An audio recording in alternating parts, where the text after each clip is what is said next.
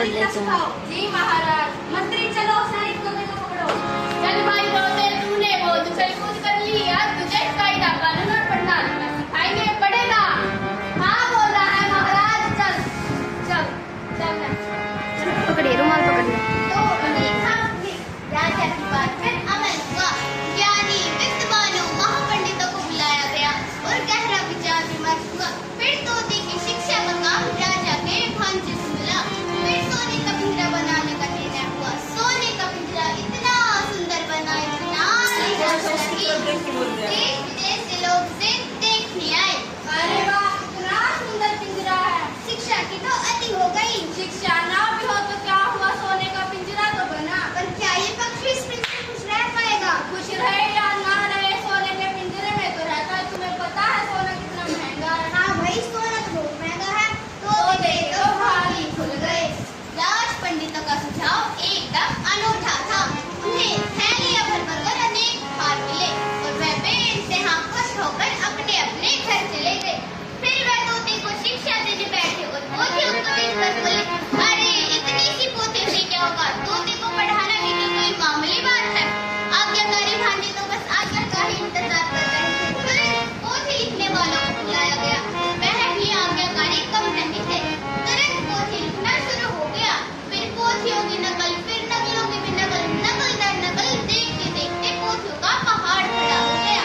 जिसने भी देखा उसने गला हिलाकर प्रशंसा की, शाबाश, अब शिक्षा रखने की जगह ही कहाँ है।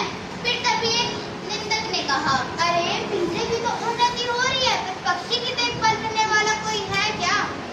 अरे मेरे नाम तुम्हारे भांजे में क्या सुन रहा हूँ? अरे महाराज, मुझे क्या पता आप क्या सुन रहे हो? अरे तोते की शिक्षा कैसी चल रही है? अरे महाराज, आप तो ईश्वर की तरह सब कुछ जानते हो। यदि फिर भी आपको पता लगाना है तो बुला लीजिए सुनारों को, बुला लीजिए पंडितों को, बुला लीजिए नकल वेश्यों को, बुला लीजिए मरम्मत करने वालों को, बुला लीजिए चौकसी करने वालों को।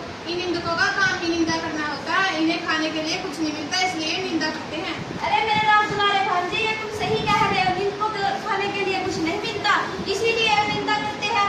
और रही बात तोते की शिक्षा की, तो तोते की शिक्षा का कार्य ऐसे ही जोरों शोरों से चलना चाहिए। फिर भी मैं जल्दी देखना चाहूंगा कि तोते की शिक्षा कैसे चल रही है। जो आज्ञा महाराज।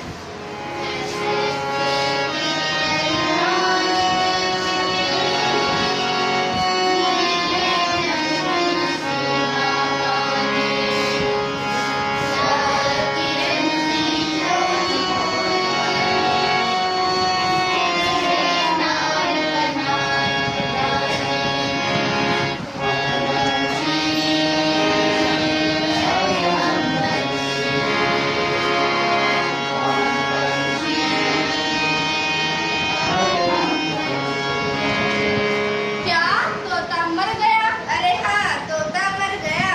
क्या सच में तोता मर गया? अरे हाँ, तोता मर गया। चुप रहो यदि तोता मर गया। जी महाराज।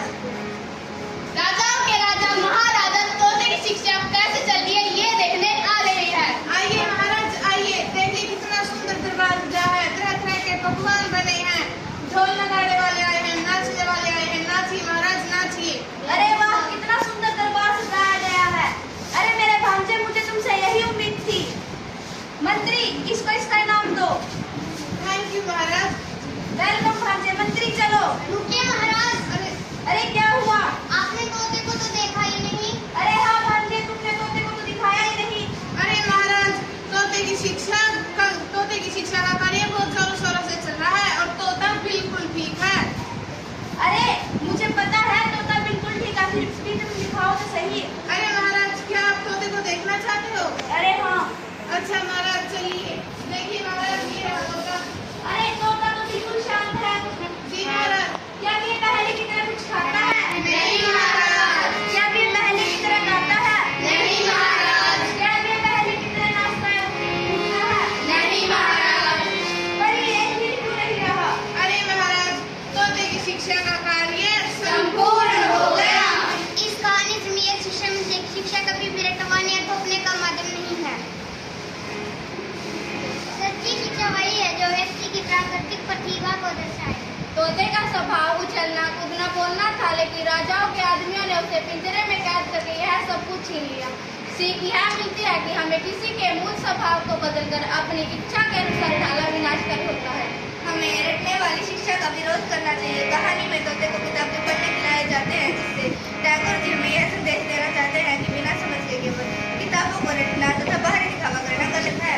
इस कहानी से हमें यह शिक्षा मिलती है कि ज्ञान प्राप्त करना केवल किताबों को रटना नहीं बल्कि मानवीय संवेदनाओं को समझना होता है। तोते को सोने के पिंजरे में बंद रखा गया, लेकिन वह अपनी आजादी खो देता है। इससे हमें यह सीख मिलती है कि घुटन भरे माहौल में कोई भी बच्चा या व्यक्ति सही तरीके से आगे नहीं बढ़ सकता। तोते का काम उड़ना और चहकना है, लेकिन पिंजरे की शिक्षा उसकी मौलिक सोच का गला घोट देती है। इस कहानी से हमें यह शिक्षा मिलती है कि बच्चों को दबाव, नियमों की कठोरता तथा रटने की प्रणाली से दूर रखकर